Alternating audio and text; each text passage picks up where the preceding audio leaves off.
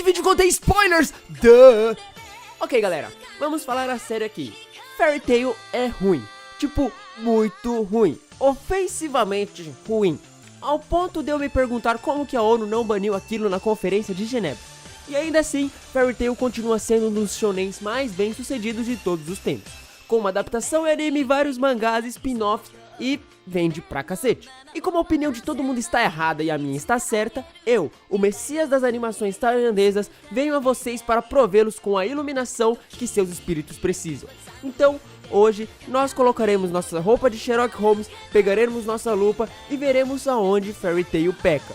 E já respondendo, ele peca em tudo, exatamente tudo. Então apertem os cintos porque essa viagem vai ser demorada. Ah, e ambos os roteiristas e a voz mágica entrando em seus buracos mais orelísticos nesse momento, droparam o mangá depois da saga do Torneio Mágico. Então pode usar isso em seu argumento extremamente bem construído sobre como nós dois somos dois tremendamente burros e como você está...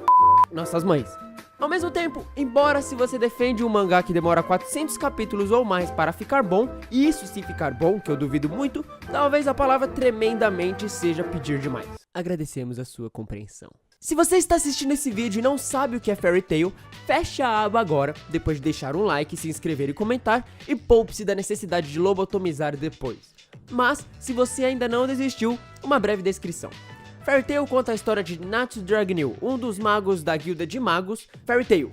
E segue nosso protagonista e seus amigos enquanto a nossa turma do barulho se envolve em altas aventuras e blá blá blá. Shonen, shonen, shonen.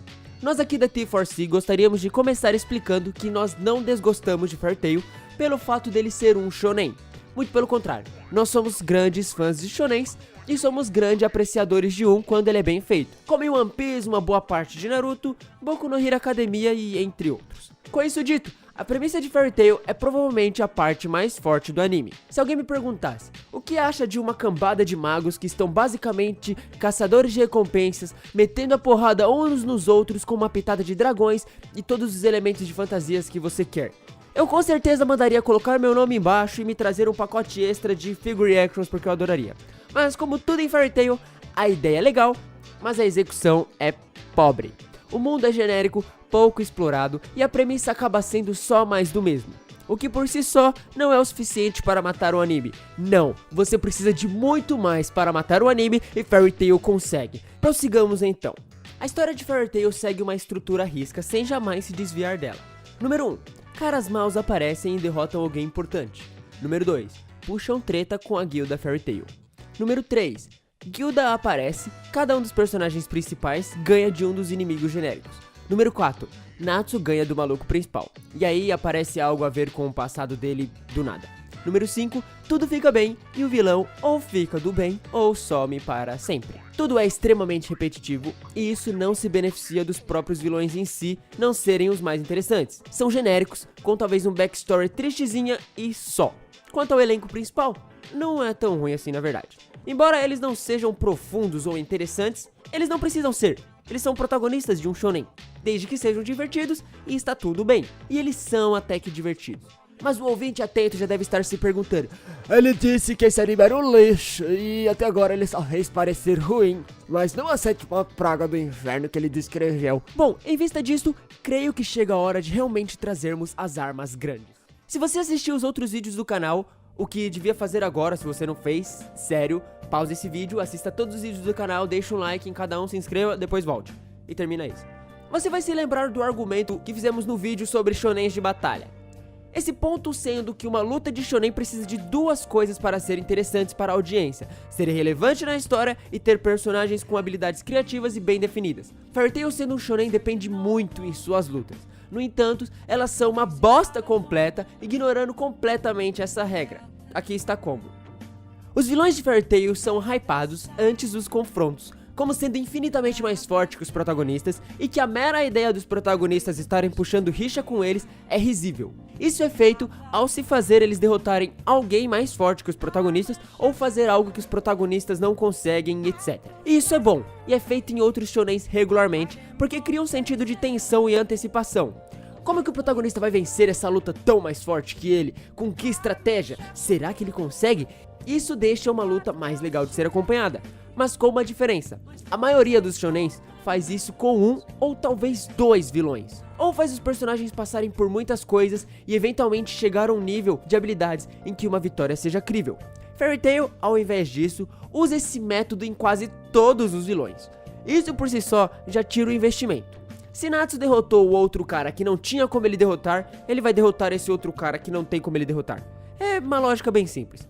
Mas isso não é o pior que Fairy Tail faz para tirar o seu investimento. Os protagonistas ganham desses vilões do jeito mais cretino possível, tirando poderes do ou simplesmente fazendo algo que eles logicamente não conseguiriam fazer pela história. Personagens que eram para morrer, ou escapam da morte milagrosamente repetidas vezes, ou puxam algo do de novo e ficam vivos. O enredo coloca regras para si mesmo só para quebrá-las, e isso quebra a imersão. Como exemplo, poderia pegar quase todas as lutas de Fairy Tail, mas a escolho a que me fez dropar o mangá de vez. Natsu, depois de passar um tempo desabilitado, está mais fraco que até mesmo um dos caras mais fracos de sua guilda, que agora é uma das guildas mais fracas. No entanto, após fazer um treinamento novo com um método nunca antes mencionado na história, que dura um capítulo, ele e a guilda entram em um torneio mágico, e após um monte de blá blá blá, tem de lutar num 2 contra 2 acompanhado de um companheiro contra os dois magos mais fortes da guilda mais forte atualmente. Agora é óbvio que eles vencem, mas só o fato deles vencerem não é o suficiente para me deixar 100% potássio. Afinal, essa luta poderia ser feita de um jeito legal. Não, é como eles vencem que me emputece muito. Natsu se livra de seu próprio companheiro e sozinho, sem nem suar e com o equivalente narrativo de amarrar as duas mãos nas costas, vence os dois inimigos, ambos os quais estão dando o seu máximo. Oh meu Deus, como ele consegue ser ruim esse mangá. Isso já é um indicador de como Fairy Tail quebra o segundo aspecto. As habilidades dos personagens são, além de mal definidas, todas genéricas. Esse é Natsu, ele faz fogo. Esse é Gray, ele faz gelo. Esse é Gadil, e ele faz ferro. Esse é... Você entendeu já o meu ponto. Com isso, as lutas já ficam em uma desvantagem fenomenal. E somado ao que eu falei antes, bem, as lutas ficam uma bosta total. Com sorte, isso já te convenceu que Fairy Tail é algo do qual você quer passar longe. Mas eu ainda não acabei. Não. Fairy Tail tem um último aspecto do qual eu odeio, e talvez esse mais que qualquer outro: o fanservice. Eu gostaria de começar dizendo que eu não sou contra fanservice. Se um anime fala sobre sexo constantemente, como Prison School e High School DxD, ter fanservice pode intensificar o humor.